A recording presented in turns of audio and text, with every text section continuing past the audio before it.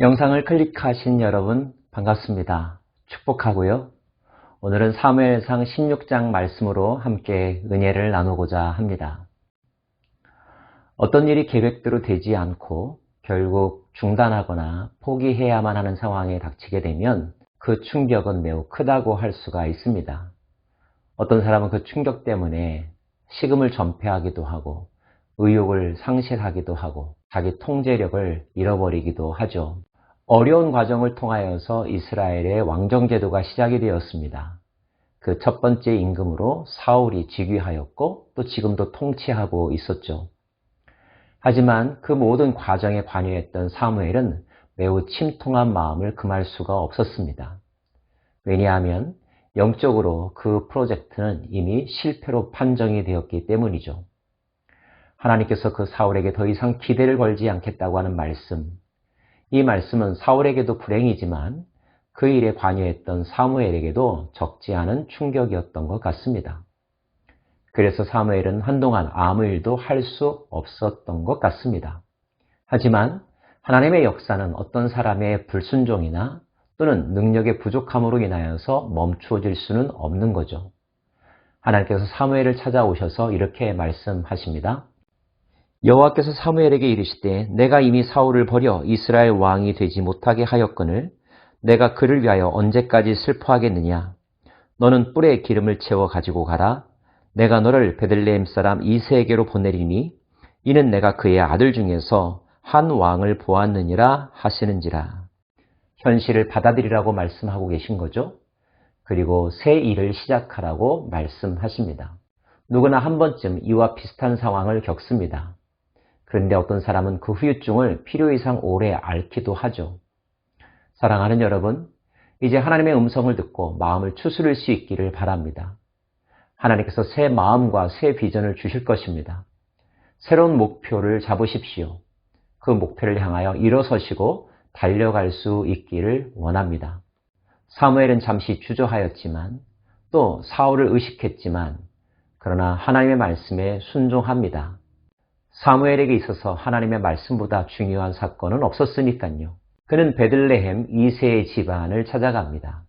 그리고 이새의 소개로 그의 아들들을 한 사람씩 만나죠.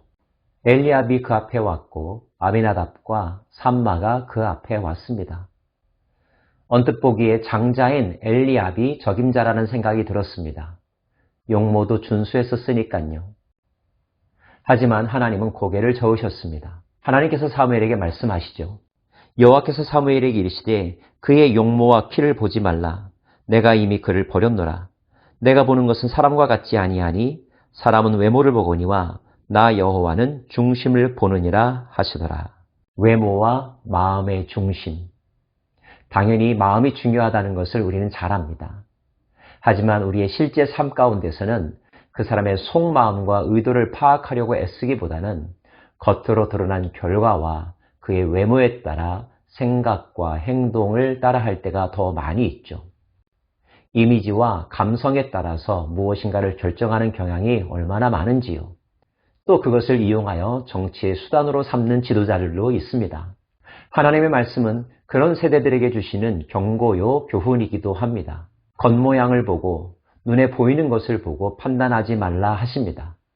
그 사람의 됨됨이와 인격과 영성을 볼 줄 아는 통찰력을 가지라고 말씀하시는 거죠.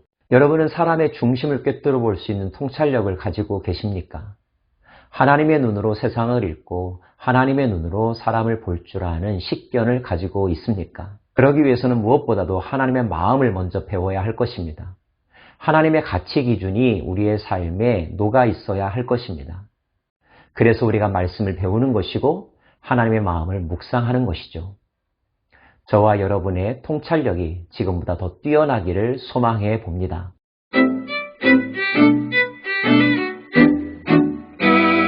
여러 아들들이 눈앞에 나타났지만 하나님의 계시가 응하지 않게 되자 사무엘은 그들에게 묻습니다. 또 다른 아들이 없냐고요. 그때 이새가 떠올렸던 아들이 있었습니다. 그가 바로 다윗이죠. 그 정도로 다윗은 집안의 중요한 의사결정 과정 중에 끼일 수 없었던 막내였고 중요하지 않은 사람으로 취급되던 존재였습니다. 사무엘이 그 아들을 불러오라고 이야기합니다. 결국 막내였던 다윗이 사무엘 앞에 서게 되죠. 그때 하나님의 계시가 임했습니다. 여호와께서 이르시되 이가 그니 일어나 기름을 부으라 하시는지라. 사무엘이 기름불병을 가져다가 그의 형제 중에서 그에게 부었더니 이날 이후로 다윗이 여호와의 영에게 크게 감동되니라. 많은 후보자들, 많은 형제들을 제치고 막내였던 다윗이 사무엘로부터 기름 부음을 받습니다. 하나님께서 그를 찾으셨고 그를 지명하셨고 선택하셨고 장차 왕으로 세우셨습니다. 이 순간이 다윗의 인생에서 얼마나 중요한 사건이었을까요? 아무도 알아주지 않았던 그를 하나님은 기다리셨고 선택하셨던 것입니다. 은혜 중에 은혜라고 말할 수가 있습니다. 그와 같은 사람들이 또 있죠.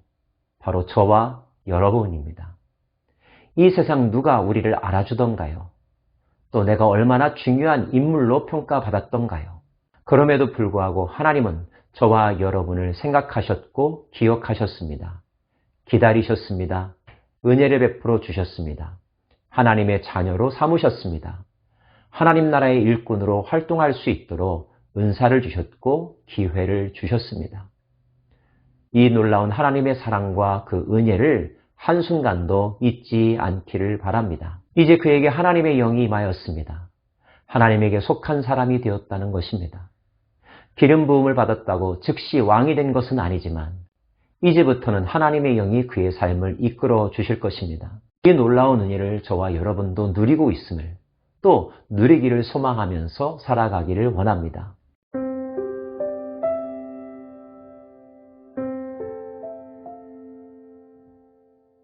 후반부의 이야기는 사울과 그 다윗의 첫 번째 만남이 기록되어 있습니다.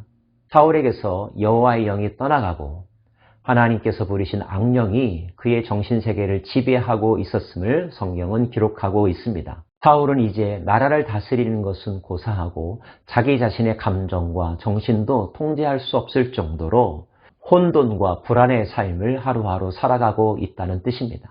주변의 신하들이 여러 가지 조언을 했겠죠. 그들이 추천한 하나의 치료 방법이 있었습니다. 그것이 바로 이른바 음악 치료입니다. 원하건대 우리 주께서는 당신 앞에서 모시는 신하들에게 명령하여 수금을 잘 타는 사람을 구하게 하소서. 하나님께서 부리시는 악령이 왕에게 이를 때에 그가 손으로 타면 왕이 나으리이다 하였는지라. 결국 수소문 끝에 다윗은 사울 앞에 서게 되었죠.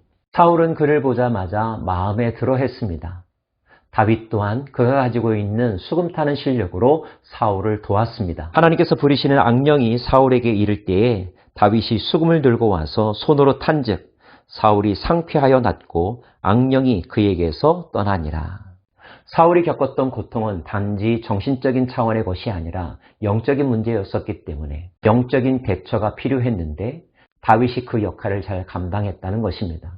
이는 또한 다윗의 음악적 재능이 단지 기술적인 데서 끝나는 것이 아니라 영성 있는 음악의 연주자였음을 포함하기도 합니다.